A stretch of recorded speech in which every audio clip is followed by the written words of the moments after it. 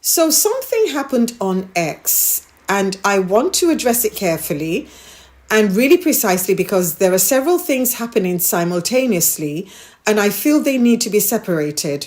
So Robert Jobson has been experiencing a taste of his own medicine, and he is very upset about it, and he's letting everyone know he's very upset. But there is something I want to address first, and I think what I'm about to address is very, very wrong. If anyone has sent Robert Jobson unaliving threats or express wishes that his deceased mother should be unalived, I think that is wrong. I don't think there's any room for that, especially amongst Meghan's supporters. His mother passed away in 2024, and using her passing as ammunition on a social media page or, in a social media dispute, I don't think that is good. I don't think it's right. I think it's cruel. And I think we are better than that. And also, people need to know that making those sorts of threats are actually criminal. And it doesn't matter who receives them, they are criminal. However, I'm going to say this. These sorts of threats are, in my opinion, what some reporters often claim when they know they've been caught in a lie, or when they've lost an argument, or when a certain fandom criticizes them very loudly. Then they will resort to saying these sorts of threats have been made. And if it's true that they have been made, then I feel that these reporters should report it to the police. However, in a number of instances, including in Robert Jobson's instance, a lot of people in the fandom who are Meghan supporters, the squad, some of them are actually tagging the police. So they're saying, you know what? If such threats have been made against you, we are tagging the police. We will inform the police on your behalf so the police can investigate, because we do not want those sorts of people within the fandom.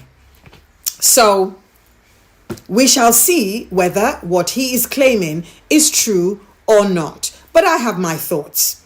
But anyway, so that's the first thing I wanted to address.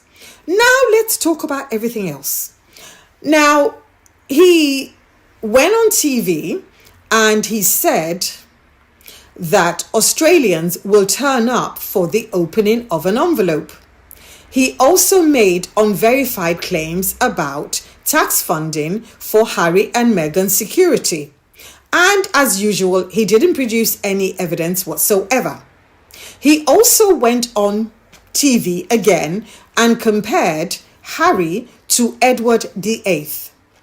And I did a video about that actually. And I think what he has done is insult victims of those sorts of crimes against humanity that Edward VIII, I would say, by lending his weight to the Nazi propaganda, he is also responsible for what happened. And comparing a charity visit and a commercial interest visit to that is beyond the pale, and that is a new low for even somebody like Robert Jobson. And he is now on X or Twitter calling everyone who disagrees with him Sussex squad. And this is typical of him. I think it's very lazy. The framing in particular is very lazy, and it's very disingenuous in exactly the way that a number of people have identified, because not everyone pushing back at Robert Jobson is a member of an online community. Not everyone pushing back at some of the, I would say, frankly disingenuous and egregious stuff he said about Harry and Meghan. I don't think everyone pushing back is a member of the Sussex squad. And some of them are simply people who watched the Australian tour and they formed their own views about the gap between what Robert Jobson said and what was actually happening. And some of them are actually journalists and commentators who are disagreeing with him on the merits of his non-arguments. So what he's trying to do is that by calling everyone that disagrees with him Sussex Squad is a way of really dismissing the legitimate criticism by associating it with the most extreme elements of the fandom. And I believe he wants to write a victim article where he places himself in the center as a victim. And I believe he wants to write an article about what he is being told. But what the fans are doing is simply calling him out on his many claims, because he has made claims that he hasn't proven, he hasn't shown any evidence. For example, the one with tax funding that he made in order to, I believe, be a bit of a rabble-rouser. He wanted to turn the Australian public against Harry and Meghan by screaming, taxpayer, taxpayer. He hasn't produced a shred of evidence. He hasn't produced one document, and he hasn't produced a government statement proving that what he is claiming is true. So those are some of the things that I see. And some people have gone really personal. They've spoken about his size, his girth, the fact that he wasn't breathing properly, which, to be honest with you, as someone who, used to work in the medical field, I wasn't a doctor, but I was a microbiologist, and the way he was breathing and huffing when he was speaking, it was concerning for a number of people. Some people have used his size and his girth to mock him, and some people have used other personal stuff. But at the end of the day, this is the same guy who, during a podcast chat, thought he was being clever and funny by suggesting that maybe Archie should be dangled over the balcony. So, yeah, he can dish it, but he cannot take it. And he's only been in Meghan's shoes for, I would say a total of maybe 2 days, 3 days maximum. And he's already tweeting about, anyone who does this is that. Anyone who abuses him has limited vocabulary. Anyone who does this, he doesn't tolerate abuse or sycophancy. And yet, some people would argue, and this is what people are saying, by the way, some would legitimately argue that a lot of what he's been spewing is actually abuse and sycophancy that he's accusing other people of doing to him. So sometimes when the shoe is on the other foot, it's very uncomfortable. And I think he needs to sit with himself and ask himself why he had the meltdowns that he had over the past few days. Because all Harry and Meghan did was literally go to Australia. He had a choice in choosing not to cover them. And the fact that the briefing about the king going to Washington in, a couple of days or thereabouts, the fact that that briefing got lost and was overshadowed by the Sussex's visit in Australia, I think any good journalist or any good writer would sit down and analyze and look at why that may be. Like I said, attention goes to where interest flows. So at the end of the day, I think Robert Jobson only has himself to blame. Like I said earlier, threats of a specific nature are wrong and are criminal. And he should definitely contact the police, and the police will investigate if what he's claiming is true or valid. And as I said, nobody should be doing that to anybody, because at the end of the day, we are all expressing our opinions. And at the end of the day, we're all mouthpieces. We're just talking, to be honest with you. We're just talking. And somebody like Jobson, he earns a living from being a royal expert, by being the king's man. And good luck to him. But like he said in his tweet, he knows he's fat. He has been to his doctor. His doctor has done a lot of blood tests. Good luck with that. And at the end of the day, people are free to express their opinion when they feel that he has crossed the line against a couple who have absolutely done nothing to him, because he was the one going around calling them grifters, calling them all sorts of names, making allegations that are so far unproven. So yeah, if he's choosing to write the article about the abuse he suffered from the Sussex squad, he's welcome to do that. A lot of people may have a different opinion to what he is choosing to share. That's his prerogative. But I feel that only a few days in Meghan's shoes, only a few days after Meghan has suffered 10 years of sustained attacks by him and his ilk, and yeah, he's now seeing what that's like. So good luck to him, good luck to everybody, and yeah, let's continue to watch this space. Robert Jobson has been criticised for 2 days and is already claiming victimhood. Robert Jobson has now taken to social media to position himself as the victim of coordinated harassment, calling his critics the Sussex squad, and invoking the death of his mother as evidence of the cruelty he has endured. This framing conveniently erases the distinction between legitimate professional criticism and genuinely abusive behaviour. No one should send death threats. No one should weaponize someone's deceased parent in an online argument. Those things are categorically wrong, and if they have occurred, they should be reported and investigated. But Jobson is using the existence of those extreme outliers to discredit the much larger body of people who are simply pointing out that what he said on the BBC was inaccurate, unverified, and insulting. He is collapsing all criticism into a single category so that he can avoid addressing any of it on the merits. The convenience of this manoeuvre should be obvious. If everyone who disagrees with you is part of a deranged online mob, then you never have to answer the Australians who watched you dismiss their country as a nation of envelope-opening rubes. You never have to produce evidence for your claims about taxpayer-funded security. You never have to defend your comparison of Harry to a Nazi sympathiser. You just get to say you are being harassed and the conversation ends there.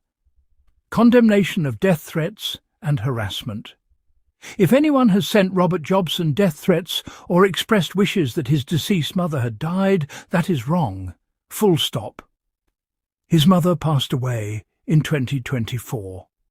Using her death as ammunition in a social media dispute is cruel and indefensible. Death threats are criminal, regardless of who receives them and regardless of what the recipient has said or done professionally. If genuine death threats have been made, the police should investigate them. That is not a complicated position, and it should not need saying, but here it is said clearly. Jobson's problematic on-air statements. Robert Jobson went on BBC television and said that Australians will turn up for the opening of an envelope. He went on BBC television and made unverified claims about taxpayer funding for Harry and Meghan's security without producing any evidence for those claims. He went on BBC television and compared Harry to Edward VIII. He has spent years as part of the royal press ecosystem that has consistently generated hostile coverage of Harry and Meghan, including appearing on programmes that gave oxygen to narratives that have been proved wrong repeatedly and comprehensively. Years of hostile royal press coverage. He has spent years as part of the royal press ecosystem that has consistently generated hostile coverage of Harry and Meghan, including appearing on programmes that gave oxygen to narratives that have been proved wrong repeatedly and comprehensively. He showed up on panels and broadcasts, amplifying story after story that unravelled under the slightest scrutiny, claims that fell apart when confronted with documented timelines or actual receipts or the basic application of logic. He contributed his voice and his credibility, such as it was, to narratives that had no credible foundation, speculation dressed up as reporting, assumptions presented as fact. And he did it over and over again while the machinery ground on and the headlines kept coming and the trolling intensified. And Meghan said nothing and did not call the police after 2 days and gave a standing ovation in Sydney. The Sussex squad shield, lazy deflection, dressed as victimhood. That framing is lazy and disingenuous in exactly the way the commenter in the thread identified. Not everyone pushing back on Jobson this week is a member of an organised online fan community. Some of them are Australians who watched him dismiss their entire country's capacity for discernment on live national television.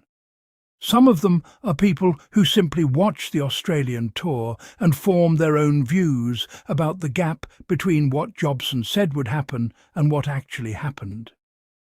Some of them are journalists and commentators who disagree with his analysis on the merits. Calling all of them Sussex Squad is a way of dismissing legitimate criticism by associating it with the most extreme elements of online fandom.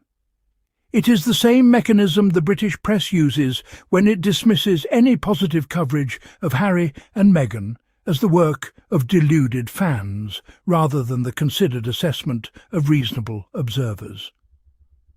The double standard of resilience. Meghan said she has been the most trolled person in the world for 10 years. Every single day for 10 years. And the press ecosystem in which Jobson participates has been part of the machinery that generates and amplifies the content that produces that trolling. She did not go to the police after 2 days and demand investigations. She said, "I am still here," and gave a standing ovation in Sydney. 2 days. Jobson has been receiving critical responses for 2 days. He is on Twitter. The commenter in the thread said it directly. They cry victim the second they get even a taste of what they do to her. Robert Jobson and the convenient conflation of criticism with abuse. I also want to name something about the responses themselves, because they contain language that I'm not going to repeat or endorse. Personal abuse directed at anyone, including Jobson, is not the same as holding him accountable for what he said on television. The strongest and most effective criticism in that thread is the person who said not everyone calling you out is Sussex Squad. People are just starting to see through it and push back. Slapping that label on everyone is just a convenient excuse. That is accurate, calm and correct. The abuse is not acceptable. The accountability is. There is a difference between the two, and Jobson is deliberately conflating them so that he can position himself as a victim of harassment rather than a journalist facing legitimate professional criticism for things he said on public broadcasting that were inaccurate, unverified, and in the case of the envelope comment, insulting to an entire nation. Professional criticism of unverified claims. Robert Jobson went on BBC television and said that Australians will turn up for the opening of an envelope. He went on BBC television and made unverified claims about taxpayer funding for Harry and Meghan's security without producing any evidence for those claims. He went on BBC television and compared Harry to Edward VIII. He has spent years as part of the royal press ecosystem that has consistently generated hostile coverage of Harry and Meghan, including appearing on programmes that gave oxygen to narratives that have been proved wrong repeatedly and comprehensively. The envelope comment was not a throwaway line. It was a statement made on public broadcasting that dismissed an entire nation's capacity for discernment. It was insulting, and the criticism of that comment and the unverified claims he made about security funding is valid and distinguishable from harassment. Those are professional statements made in a professional capacity, and they are subject to professional scrutiny. That is not trolling, that is accountability.